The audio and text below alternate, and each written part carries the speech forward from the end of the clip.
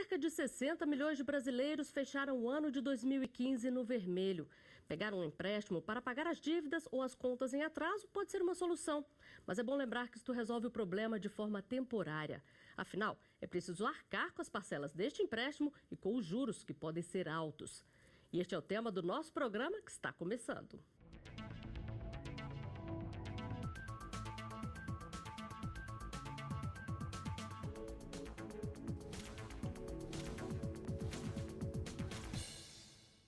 No artigo 5º de hoje, vamos falar sobre os cuidados que a pessoa deve ter na hora de contratar um empréstimo.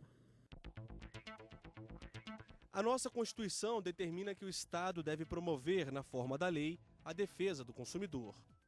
Para falar sobre os direitos do consumidor quando se trata de empréstimos e mostrar como se precaver para evitar problemas, eu converso com Humberto Veiga, advogado especialista em direito bancário e autor do livro Case com seu banco com separação de bens. E também com o economista Victor José Roll, que é orientador de finanças pessoais. Sejam bem-vindos ao nosso programa. Doutor Humberto, gostaria que o senhor começasse explicando aí o nome curioso desse livro. Por que deve ser escolhido esse regime de separação de bens? O banco não invadir os seus bens, né? Porque há uma tendência muito grande das pessoas fazerem contratações, irem muito de peito aberto, e as instituições financeiras estão ali para ganhar dinheiro, e se você deixar a carteira muito à mostra, você corre o risco de pagar umas tarifas a mais, pagar uns juros a mais. Então, se você, já que você vai ter um relacionamento, normalmente relacionamentos bancários são relacionamentos de longo prazo, você vai passar anos e anos com o mesmo banco, você se case, mas separe os seus bens, né? Houve até uma coisa curiosa, disse assim, poxa, mas eu vou me casar com separação de bens, o banco tem tanto dinheiro, né? Então, por que eu vou usar esse regime, né? Era para usar uma comunhão, mas com certeza, se você entrar nessa comunhão, quem vai sair perdendo é você. Doutor Vitor, e como fazer a conta para a gente não sair perdendo? Como saber se vale a pena ou não contratar um empréstimo? Em princípio, não vale a pena, certo? Isso é uma tendência que as pessoas querem hoje, aquilo que elas, na verdade, deveriam adquirir depois de um prazo de economizar um dinheiro. E o brasileiro, em geral, ele não tem uma reserva. Então, imagina você não ter uma reserva, o dinheiro já é curto, e quando você faz um empréstimo, a sua renda cai. Porque uma parcela você já perde porque você tem que pagar o empréstimo e os juros. Então, realmente, se você conseguir resistir e não pegar o empréstimo, você está de parabéns, é um bom exercício. Bancos e financeiras oferecem crédito fácil. São várias opções para tentar colocar as contas em dia. E uma delas é o empréstimo consignado. O limite de desconto mensal foi ampliado de 30% para 35% da renda. Mas é bom lembrar que este percentual a mais só pode ser usado para pagar as contas do cartão de crédito. Sacolas e mais sacolas. Nem sempre o consumidor resiste à tentação de comprar. Com isso, o orçamento vai ficando comprometido. A maior parte do meu salário já é comprometida já. Mais da metade? Despesa mais da metade. Mas tem gente que garante ser organizado com as finanças. Posso comprar tanto no meu cartão, que eu só vou poder pagar tanto, aí eu faço parcelado, vou fazendo e vou anotando na minha agenda, para saber até quanto eu posso gastar. Eu gasto sempre menos para poder deixar um pouco de economia também. Mas agora o brasileiro vai ter mais poder de compra. É que uma medida provisória aprovada pelo governo aumentou o limite do crédito consignado de 30% para 35%. Segundo a publicação, os 5% a mais podem ser usados apenas para bancar despesas com o cartão de crédito. Quem ganhava R$2.000, por exemplo, podia comprometer 600 com o teto de 30%. Com a mudança, o limite sobe para R$700.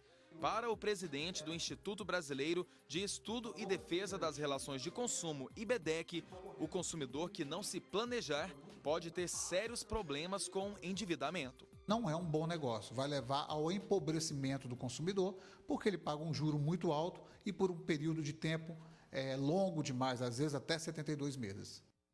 Doutor Humberto, como funciona esse empréstimo consignado e quem é que pode fazer esse tipo de empréstimo? Algumas instituições, né, os bancos, as financeiras, as empresas de arrendamento mercantil, que são leasing, né?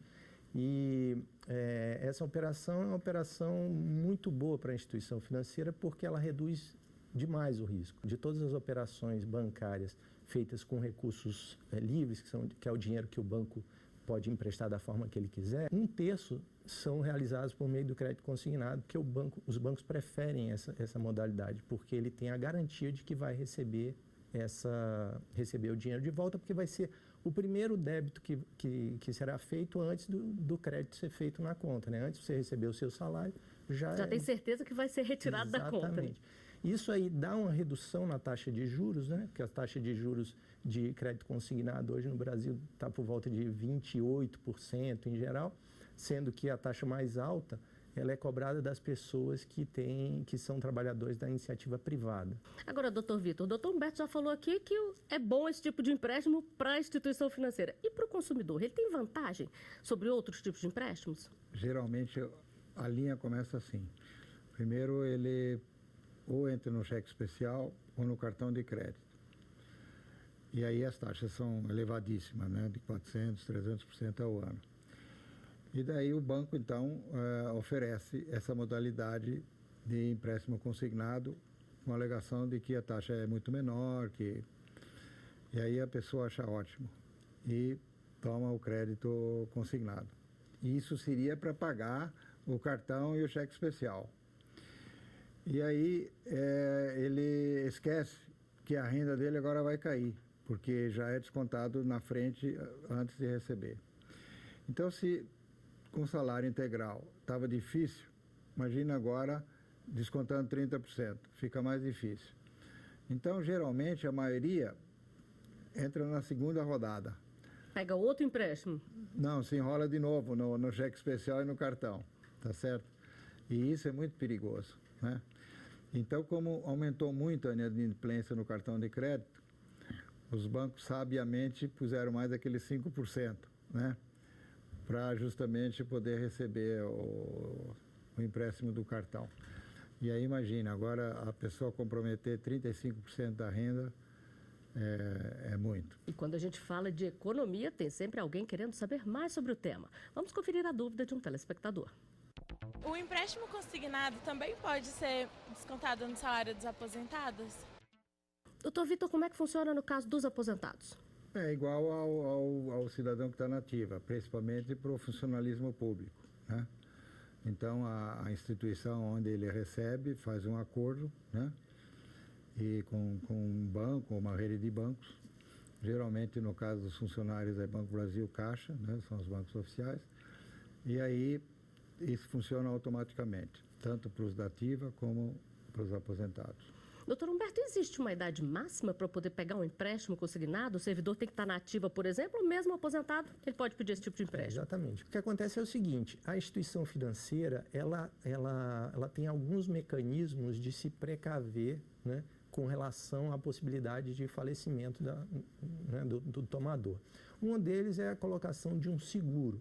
Então, esses contratos de crédito consignado, eles têm seguros, que é para justamente acontecer o óbito, que é o grande risco, né? Quer dizer, é óbvio que se a gente pensar assim, em última instância, o risco seria o governo não pagar os salários, né? Não pagar as aposentadorias ou mesmo o salário dos servidores.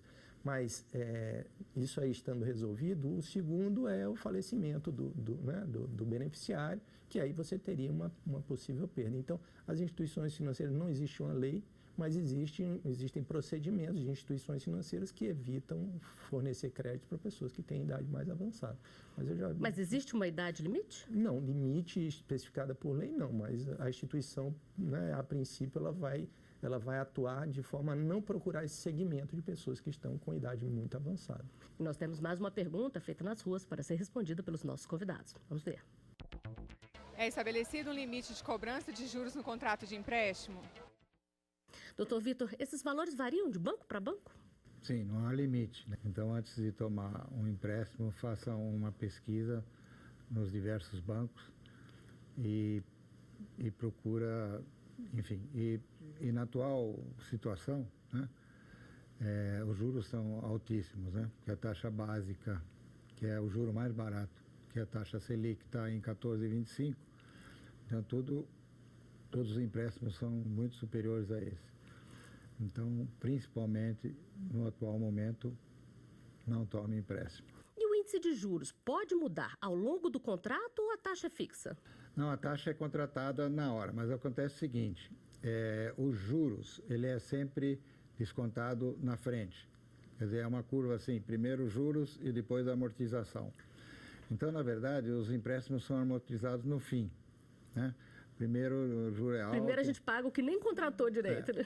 E aí, geralmente, a pessoa pega um empréstimo de 18 meses, quando ele chega na metade, o banco já liga, olha, você não quer renovar seu empréstimo?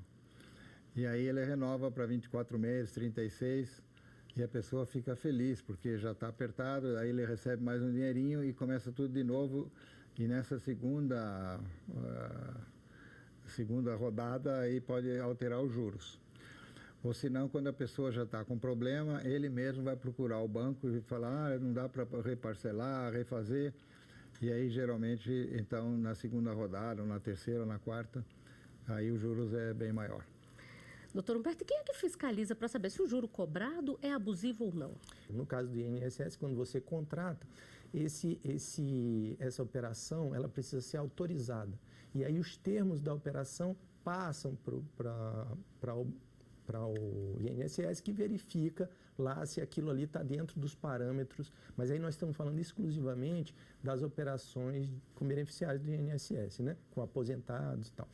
O que acontece é o seguinte, como são várias regulações, estados regulam, municípios regulam, o governo federal regula para os funcionários públicos, tem alguns parâmetros, então alguns órgãos estabelecem lá, por exemplo, o Poder Executivo Federal, eles estabelecem um limite de taxa de juros e tal, e nesses parâmetros eles dão uma olhada.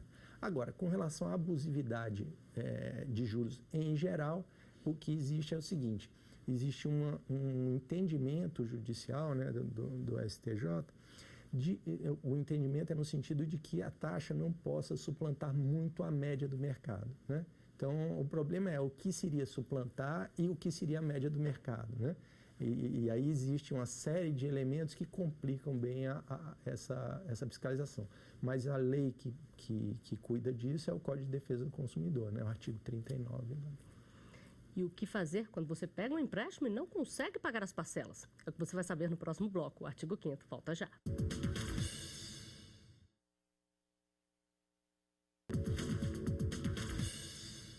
Estamos de volta com o artigo 5º e o tema de hoje é empréstimo. Que cuidados o consumidor deve ter para evitar problemas?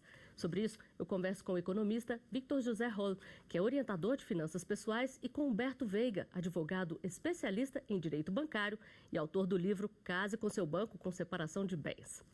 Uma pesquisa realizada pela Serasa aponta que o desemprego é a principal causa da inadimplência no Brasil.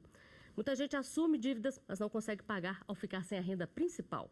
O que fazer nestes casos? O consumidor pode pedir descontos e parcelamentos para conseguir arcar com os compromissos feitos e limpar o nome. Honrar com o pagamento das contas mensalmente não tem sido fácil para milhões de brasileiros. E em tempos de vacas magras, o bom mesmo para o consumidor é ficar atento para não ter complicações com multas e outros encargos que geralmente incidem para os que ficam inadimplentes. A primeira sanção prevista pela legislação seria a negativação do nome desses consumidores aí nos serviços de proteção ao crédito. E em segundo lugar, e aí em última instância, seria mesmo ações judiciais, execuções. As dívidas ultrapassam os 240 bilhões de reais. Para 73% dos entrevistados na pesquisa, a situação financeira pessoal piorou em 2015. Perda do emprego e o aumento no custo de vida são os principais motivos para o superendividamento. E com menos dinheiro em mãos, os empréstimos bancários acabam ficando em segundo plano na somatória das contas das famílias. O problema é que deixar de pagar as parcelas não é uma boa saída, já que os juros e as multas são altos. Nesses casos, os consumidores devem procurar os credores e renegociar as dívidas. O representante da FEBRABAN também lembra que em casos de morte de familiar, desemprego ou doença grave, os bancos são obrigados a apresentar planos alternativos de renegociação de dívida. Neste caso, o cliente comprovando, o consumidor comprovando essa condição de superendividado e essas condições objetivas de que reduziu a capacidade econômica, o banco está obrigado a apresentar uma proposta de renegociação com remissão total parcial dos juros cobrados. E não custa nada reforçar. Na hora de fazer um empréstimo, não deixe que as parcelas ultrapassem 30% da renda mensal familiar. Opte pelo parcelamento mínimo para evitar juros altos. Quando for usar cheques pré-datados, anote os números das folhas e as datas previstas para os descontos.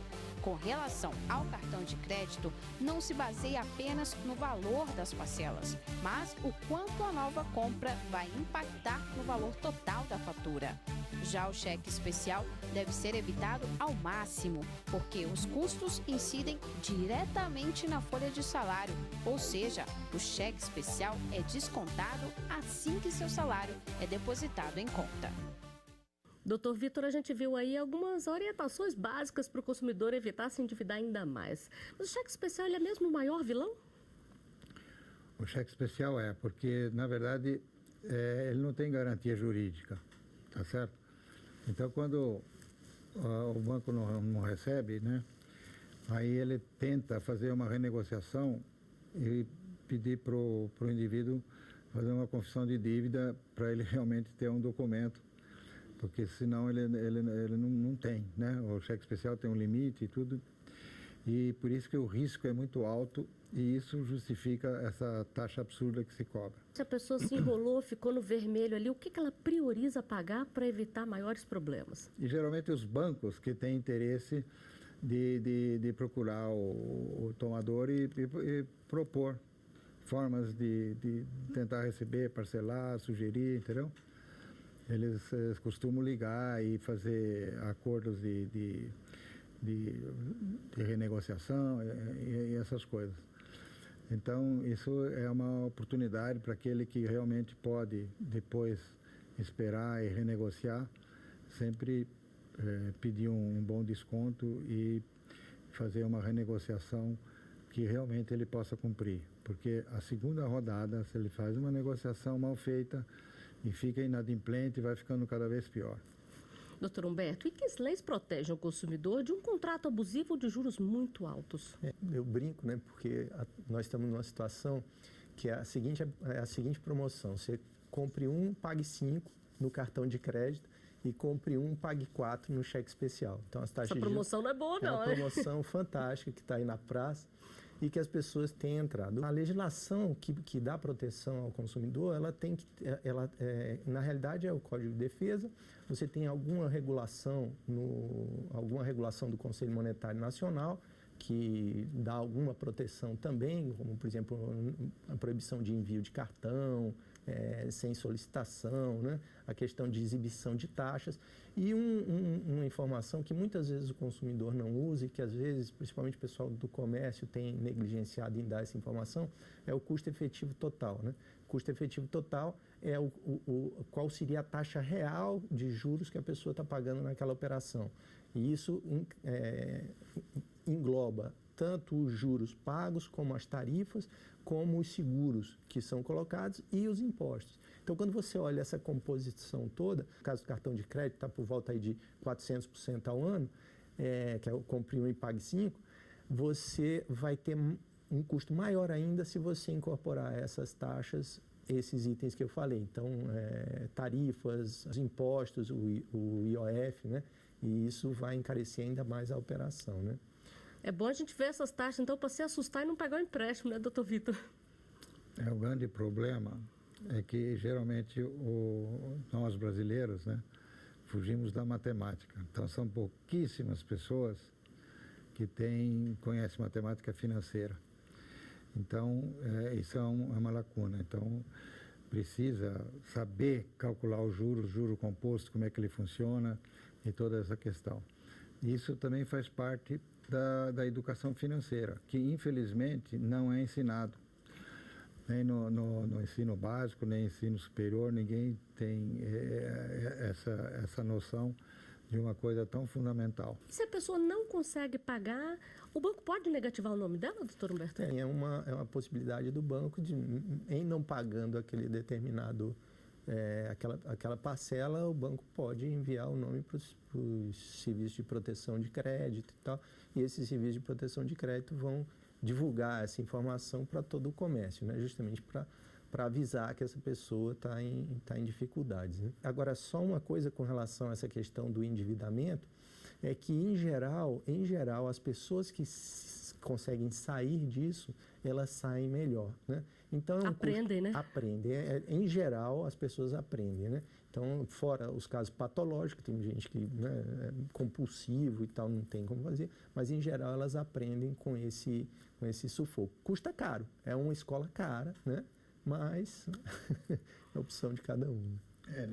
Nessa época em que a pessoa fica com o nome negativado, eu sempre digo, olha, isso é muito bom para você, porque agora, daqui para frente, você vai ser educado financeiramente na marra. Vai ter que aprender a economizar, né? Agora você não vai poder pegar mais empréstimo. Então, aproveite esses 5 anos que você vai ficar com o nome negativado para realmente se reeducar.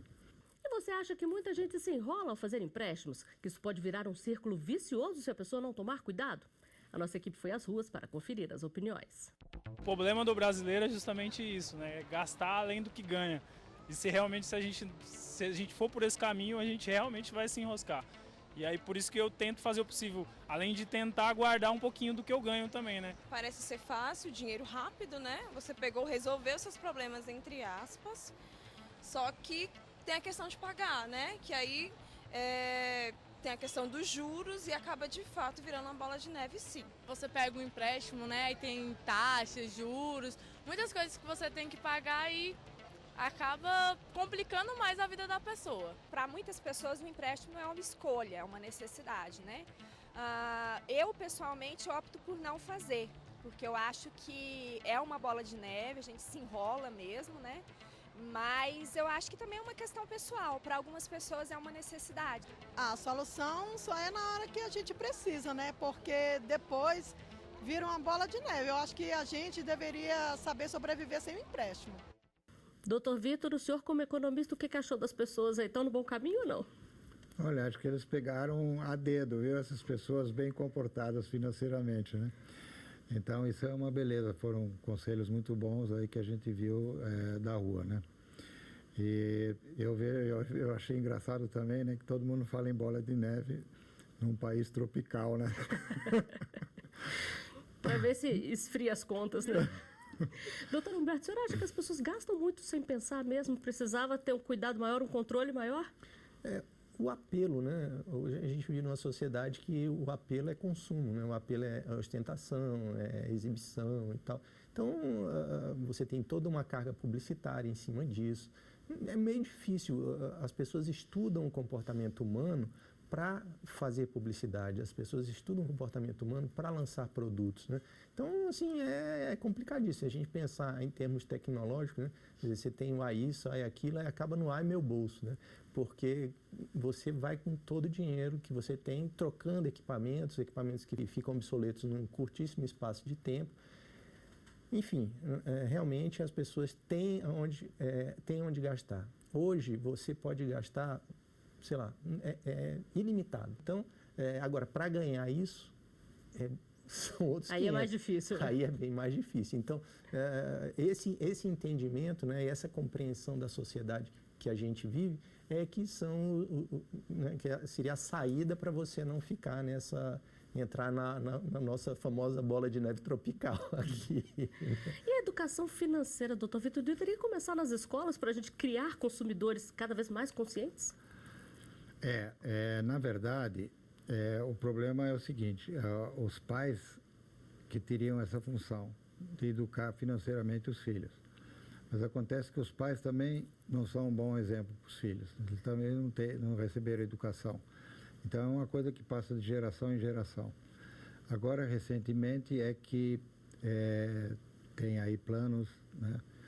Tem o ENEF, né? Estratégia Nacional de Educação Financeira, que está tentando colocar isso já no ensino básico. Isso é muito positivo, mas isso foi só possível agora depois com a estabilidade da moeda, porque antes com aquela mega inflação, isso não é possível, né? Então é muito bem-vindo, a educação é necessária e temos que realmente fazer isso, lutar por isso. Bom, e com essas explicações, o artigo 5º fica por aqui. Doutor Humberto, doutor Vitor, eu agradeço muito a presença de vocês aqui conosco. Eu agradeço também a você que nos acompanha. Participe enviando uma sugestão de tema para o e-mail artigo5@stf.jus.br. E para rever estes e outros programas, acesse o site tvjustiça.jus.br. Até a próxima semana.